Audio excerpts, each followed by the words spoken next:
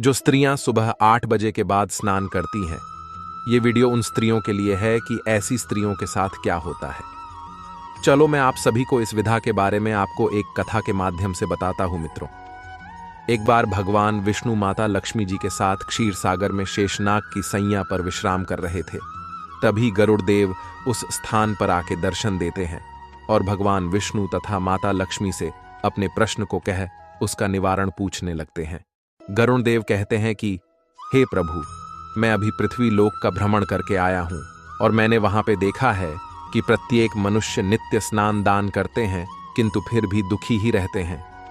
हे प्रभु, उनके दुखी रहने का क्या कारण है? हे भगवान, आप मुझे यह बताने की कृपा करें। प्रत्येक मनुष्य जो पृथ्वी लोक पे स्नान करते हैं उन सभी को कैसे स्नान करना चाहिए? स्नान करने की उत्तम विधि कौन सी है? पृथ्वी लोक पे समस्त मानव जाति को स्नान कब और कैसे करना चाहिए और स्नान करते समय कौन से मंत्रों का उच्चारण करना चाहिए? गरुड़ देव ने आगे कहा कि हे प्रभु, मैं अपने इन्हीं प्रश्नों को पूछने के लिए आपके पास वैकुंठ लोक आया हूं। इसके बाद गरुड़ जी माता लक्ष्मी से पूछते हैं, हे माता, मैंने यह भी देखा है कि पृथ्वी लोक पर अनेक स्त्रियां नित्य स्नान करके आपकी पूजा आराधना को संपन्न करती है, किंतु फिर भी उनके घर में आप वास नहीं करती हैं। यह कौन सी विडंबना है? इसका क्या कारण है? गरुड़ देव जी ने अपने सारे प्रश्न कह सुनाई। तब भगवान विष्णु जी ने गरुड़ देव जी के द्वारा इस प्रकार से प्रश्न पूछने पर कहते हैं, हे पक्षीराज गरुड़ देव, प्रत्येक मनुष्य जाति के कल्याण हेतु आपने उचित ही प्रश्न किया है। हे गरुड़ देव, यह सत्य है।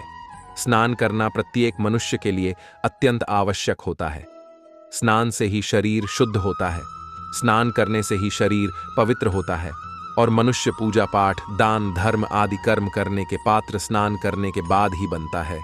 इसीलिए मनुष्य को नित्य स्नान करना चाहिए। हे गरुड़ देव, मैं आपके सभी प्रश्नों के उत्तर देने से पूर्व आपको एक अत्यंत पवित्र कथा सुनाता हूं। आप इस कथा को ध्यान से सुनना। इस कथा में आपको आपके सभी प्रश्नों के उत्तर मिल जाएंगे। अब भगवान विष्णु ने गरुड़ जी को स्नान का महत्व बताते हुए एक कथा को सुनाते हैं जिसे सभी मनुष्यों को ध्यान से सुनना चाहिए। मित्रों, भगवान विष्णु कहते हैं, हे पक्षीराज, गरुड़ पूर्व समय का एक वृतांत है। मगध देश में एक अत्यंत शोभायमान नगरी थी। उस नगरी में एक धनवान सेठ अपने जीवन का निर्वाह करता था। उस सेठ की 3 पुत्रियां थीं। सेठ इतना धनवान था कि उसने अपनी पुत्रियों को कभी किसी चीज की कमी नहीं होने दी। उसने उन्हें बड़े लाड़ प्यार से पाला था। उसकी पुत्रियां अत्यंत सुंदर तथा अपने चंचल स्वभाव की वजह से मन को मोह लेने वाली थीं। एक पिता का जो कर्तव्य होता है, उस सेठ ने सब कुछ पूर्ण किया। अपनी पुत्रियों को उसने सब कुछ दिया जो उससे हो सका, परंतु उसने केवल एक गलती की। वह गलती यह थी कि उसने अपनी पुत्रियों को शास्त्र ज्ञान नहीं दिया था, जिसकी वजह से जीवन में सब कुछ पाकर भी उसकी पुत्रियों का जीवन अधूरा था। ज्ञान के बिना कोई भी मनुष्य पूर्ण जीवात्मा नहीं बन सकता है। पैसा, संपत्ति, सौंदर्य होकर भी उस सेठ की पुत्रियों के पास वह नहीं था जो प्रत्येक स्त्रियों के पास होना चाहिए। धीरे धीरे जब उस सेठ की 3 पुत्रियां जवान हुईं, तो उस सेठ ने उन 3 पुत्रियों का विवाह एक अच्छे कुल में कर दिया।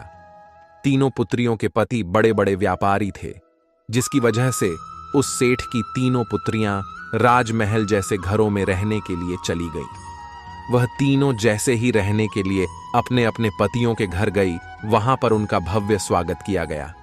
विवाह के बाद की जो रस्में होती हैं, उन सभी रस्मों को किया गया। उन तीनों के ससुराल वालों ने उन्हें बहुत मान सम्मान दिया और उनके साथ प्रेम से व्यवहार किया। वे तीनों अपने ससुराल में बड़े ही मौज से रहने लगी थीं, परंतु तीनों सुबह देर से जागती थीं, देर से स्नान करती थीं और रोज रोज बिना स्नान किए ही खाना पकाती थीं तथा भोजन किया भी करती थीं और कभी कभी भूले भटके ही पूजा पाठ कर लिया करती थीं। उनकी सास ने उन्हें इस विषय में कई बार समझाया, लेकिन किसी ने अपनी सास की बात नहीं मानी और अपनी ही मनमानी करने लगी। अब जैसे जैसे समय अपनी गति के साथ बीतता गया, उन तीनों पुत्रियों के ससुराल में परेशानियां अपना विकराल रूप लेने लगी। तीनों के पतियों को व्यापार में आर्थिक नुकसान होने लगा और धीरे धीरे उन सभी के पतियों ने जो संपत्ति बनाई थी वह सब कुछ व्यापार में घाटा होने के कारण डूबने लगा।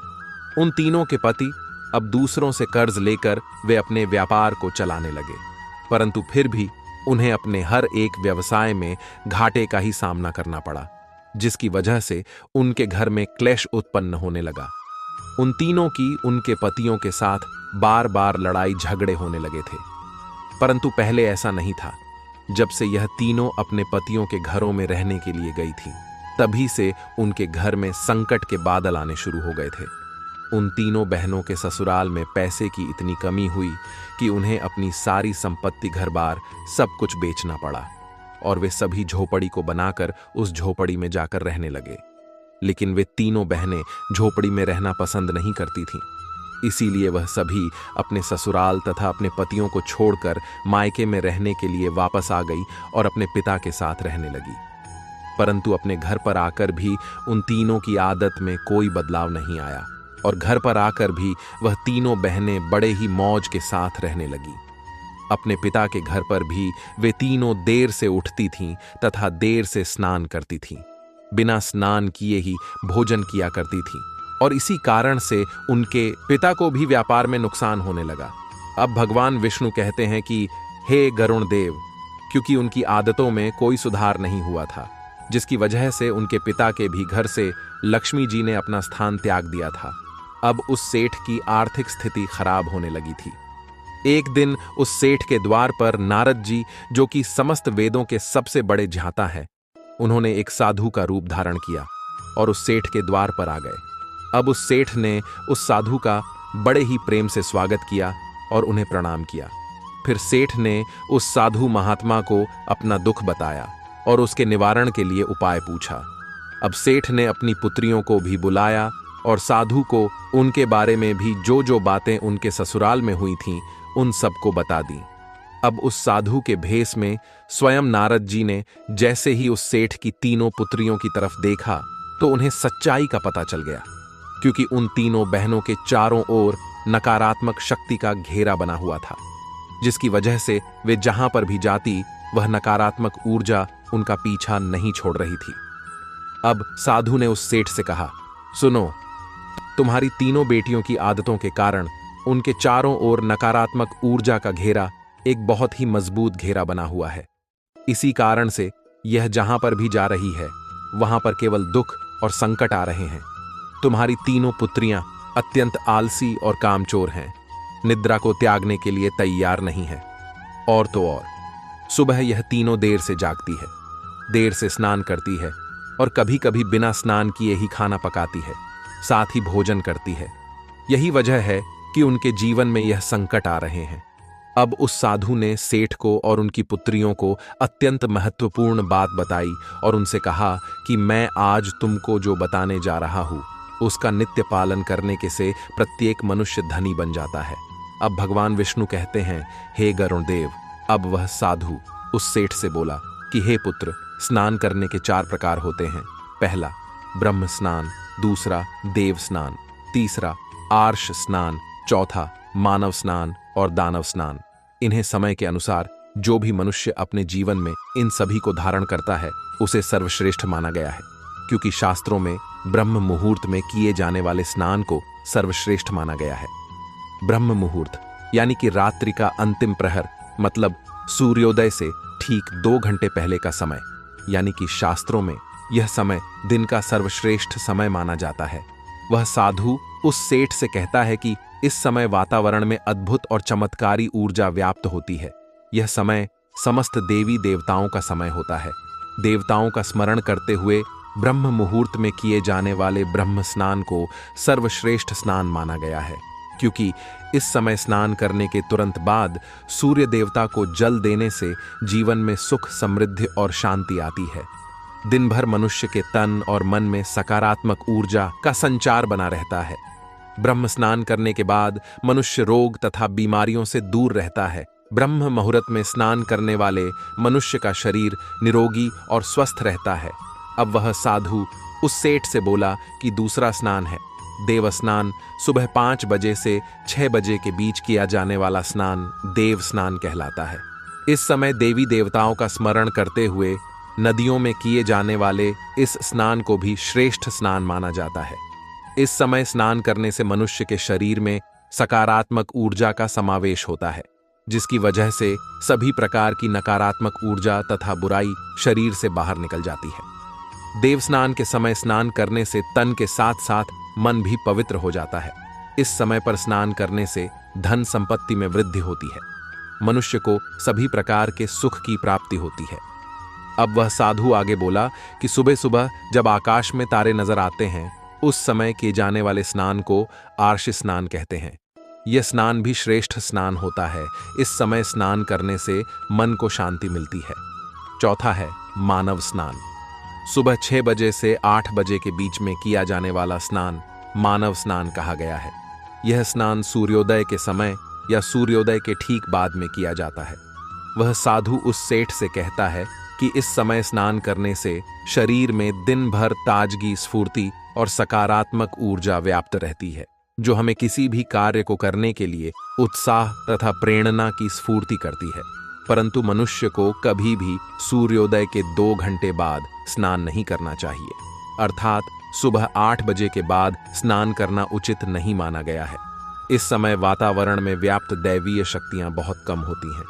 इसलिए इस समय में स्नान करने पर प्रत्येक मनुष्य में उत्साह और ऊर्जा की भी कमी हो जाती है, जिसकी वजह से मनुष्य दिन भर आलस का अनुभव करता है। उसे पूरे दिन शरीर में सुस्ती रहती है, जिसकी वजह से किसी भी काम को करने में उसका मन नहीं लगता है। सुबह 8 बजे के बाद स्नान करने से व्यक्ति के जीवन में दुर्भाग्य आता है। उसके शरीर में नकारात्मक ऊर्जा का वास हो जाता है। ऐसा मनुष्य जिस स्थान पर भी जाता है, उसके साथ साथ उसका दुर्भाग्य भी उसके साथ चलता है। अब वह साधु कहता है कि हे पुत्र, तुम्हारी यह तीनों पुत्रियां सुबह देर से स्नान करती थीं, जिस कारण से उनके ससुराल की सारी संपत्ति नष्ट हो गई। उनके पति रोड पे आ गए और अब इनकी वजह से ही तुम्हारी भी संपत्ति नष्ट होती जा रही है। अब सेठ को वह साधु कहता है कि पुत्र, सूर्योदय होने के बहुत समय बाद तक भी जो लोग स्नान नहीं करते हैं, उनके मन में दिन भर क्रोध, द्वेष, नकारात्मकता, कमजोरी और चिड़चिड़ापन बना रहता है, जिससे इनके काम में आने वाली मुश्किलें अपना विकराल रूप धारण कर लेती हैं। इसलिए प्रत्येक मनुष्य को प्रतिदिन ब्रह्म स्नान, देव स्नान, आर्षि स्नान या मनुष्य स्नान करने की सलाह दी गई है। प्रत्येक मनुष्य को प्रतिदिन इन पवित्र कालों में उठकर स्नान करके पूरी श्रद्धा से आराधना, प्रार्थना और पूजा पाठ तथा सूर्य देवता को अर्घ्य देने से उसका मन शुद्ध और पवित्र हो जाता है और प्रत्येक समस्याओं का समाधान भी हो जाता है। अब वह साधु उस सेठ को स्नान का महत्व बताकर वापस चले जाते हैं। फिर सेठ की तीनों पुत्रियों को अपनी गलती समझ में आ गई। वे तीनों अपने अपने ससुराल में रहने के लिए चली गईं और उस साधु द्वारा बताए गए स्नान के सभी नियमों का पालन करने लगी। तीनों सुबह ब्रह्म मुहूर्त में जागकर स्नान करने लगी और नित्य सूर्य को जल देने लगी। सुबह नित्य स्नान करने से उनका शरीर पवित्र हो गया और वह नकारात्मक ऊर्जा भी पूरी तरह से नष्ट हो गई। धीरे धीरे उनके पति का व्यापार भी ठीक से चलने लगा और उनका खोया हुआ सब कुछ उन्हें फिर से वापस मिल गया और तीनों बहनें बड़ी ही प्रसन्नता से अपने ससुराल में रहने लगी। भगवान विष्णु कहते हैं, हे गरुण देव, अब मैं तुम्हें स्नान करते समय बोले जाने वाले अत्यंत महत्वपूर्ण मंत्र के बारे में बताता हूं। जो भी मनुष्य इस मंत्र का उच्चारण करते हुए स्नान करता है, उसके सभी पाप उसी क्षण नष्ट हो जाते हैं, उसका दुर्भाग्य भी नष्ट हो जाता है और उसे सुख समृद्धि प्राप्त होती है। भगवान विष्णु बोले कि वह मंत्र कुछ इस प्रकार है, गंगे च यमुना ने चैव गोदावरी सरस्वती नर्मदे सिंधु कावेरी जले अस्मिन् सन्निधि कुरु। हे गरुण देव, इसका अर्थ है, हे गंगा, यमुना, गोदावरी, सरस्वती, नर्मदा, सिंधु और कावेरी माता, मेरे स्नान करने के जल में कृपया आप सभी पधारिए। इस मंत्र के उच्चारण से सभी तीर्थ स्थानों में स्नान करने का पुण्य मिलता है।